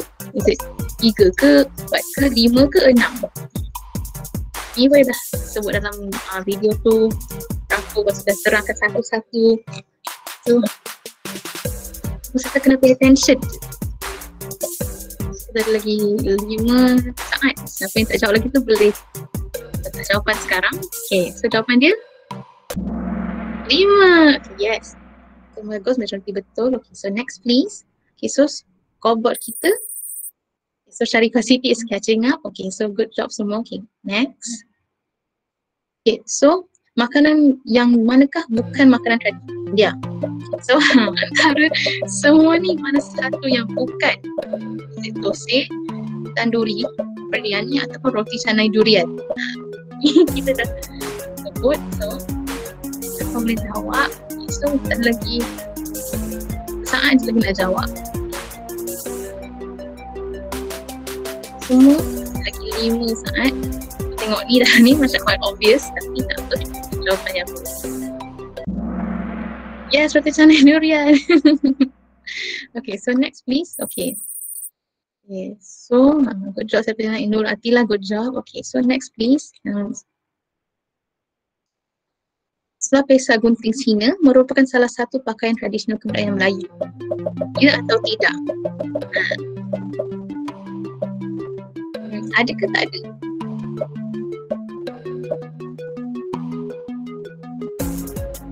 Okay, so ada lagi 15 saat lagi nak jawab. Okay. So ni pun kita sebenarnya dah explain. Yes or no. Jadi kita saat je. Okay, kita akan tengok. Ya, jawapan dia ya. Okay, so ni pun dah dibagi gambar sekali. Okay, so next.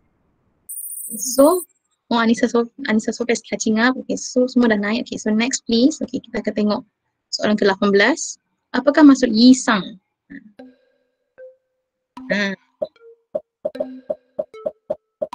Ni kita punya presenter pun dah explain maksud dia. Whether it's bertuah ke, jackpot, kemewahan, kemakmuran dan kesuburan ataupun kegembiraan. Salah satu. Kita lagi 5 saat untuk siapa tak jawab lagi. So harus boleh jawab. Okay. Jawapan dia yes. Kemewahan, kemakmuran dan kesuburan. Okay. So next please. Oh, okay. Okay, so keep it up. Siapa yang kat sini tu buat, good job. Okay. Soalan ke-19, second last, sekumpulan tarian singa terdiri daripada berapa orang? Kita tanya. Dalam bab tarian tadi kita explain tarian singa, tarian kipas, tarian naga. So kena pay attention. Saya akan pasal apa sekarang. Soalan dia exit 5, okay, 5 ke 8 ke 10 ke 15. So ada lagi lebih kurang 5 saat untuk kita log in dia answer. Jawapan dia 10. Okay. Semakin sengit kita punya ni. Okay, so ni last question. Okay, so next boleh proceed to last question. Apakah kostum tradisional wanita India? Ikut penentu either orang menang ke tak kita punya hadiah-hadiah menarik tadi. Okay. Is it dhoti, sari, sirat atau kurta? Ini last question, so harap semua boleh dapat jawapan betul. Question ni akan buka. Kita tengok lepas tu, tengok siapa penang-penang kita. 5 saat. So, okay. Jawapan dia yes, sari. Dia bukan dhoti ataupun sirat. Okay, so next please. So kita tengok siapa tempat ketiga dimenangi oleh Nora Atila. Okay, so tempat kedua Sharifah Siti dan tempat pertama Lisa Sofia. Wah. Okay. So, baiklah. Kita tanya kepada semua pemenang tadi. Sebentar ya. Okay. Baiklah. Naik sungguh kuis kita tadi memang sangat intens. Tadi tanya diucapkan kepada semua para pemenang kita, iaitu saudari Anissa Sofia mendapat tempat pertama dan telah memenangi wang sebanyak RM100 dan serta lanyard, button badge dan topi eksklusifnya MC set. Okay, tanya juga diucapkan kepada saudari Sharifah Siti yang mendapat tempat kedua dan telah memenangi wang sebanyak RM70 serta lanyard dan button badge eksklusif MC set. Dan last sekali dan tempat ketiga dimenangi oleh saudari Nurul Atila yang telah memenangi wang sebanyak RM50 serta lanyard dan button badge MC set. Okay, baiklah, diingatkan juga kepada semua pemenang kita tadi untuk menghubungi saudari Alia atau saudari Hanim dari Biro Tajaan dan Keusahawanan melalui WhatsApp group mengenai hadiah. Kini kita akan adakan sesi bergambar. Jadi semua peserta dijemput untuk membuka kamera masing-masing.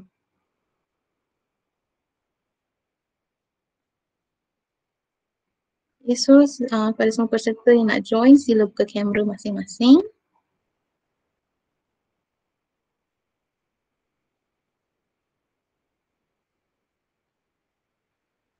Okay.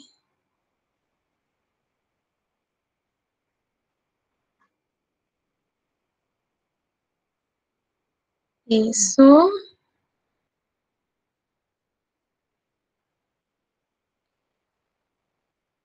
siapa-siapa lagi nak join boleh buka kamera, kita tunggu sekejap lagi siapa lagi nak join.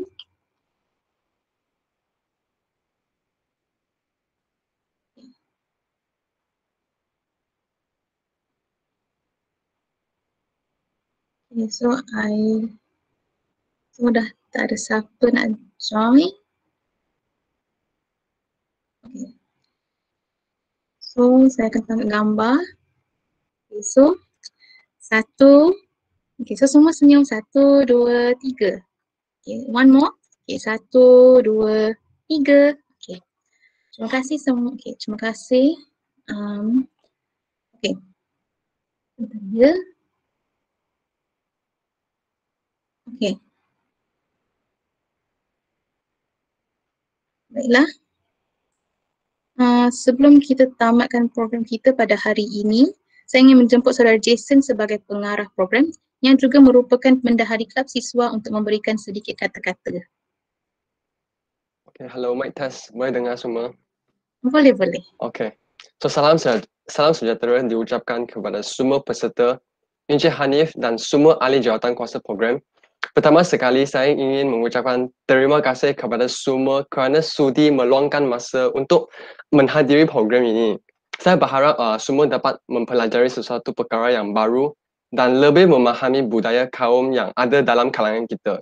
Saya juga berharap semua peserta akan tetap aktif mengikuti semua program atau aktiviti yang dianjurkan oleh Kelab Siswa atau pengurusan UMC pada masa akan datang. So, itu sahaja daripada saya. Sekian, terima kasih.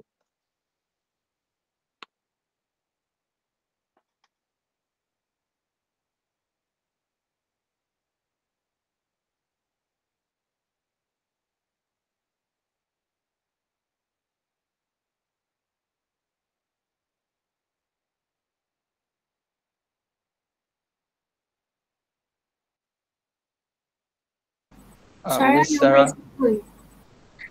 Ya Allah, sorry. Okay. Terima kasih. Okay, terima kasih diucapkan kepada saudara Jason untuk kata-kata tersebut. Sebelum bersurai, para peserta diminta untuk scan QR code tertera untuk mengisi borang penilaian program dan borang pengesahan kehadiran untuk e-sijil. Maka dengan itu berakhir sudah program kita pada hari ini. Terima kasih diucapkan kepada para peserta dalam menghadiri program kami. Ingatkan juga kepada semua agar semua dapat duduk di rumah dan patuhi SOP agar kita dapat sama-sama memutuskan rantaian wabak COVID-19. Semua peserta yang telah mengisi borang-borang ini boleh bersurai. Sekian, terima kasih. Terima kasih.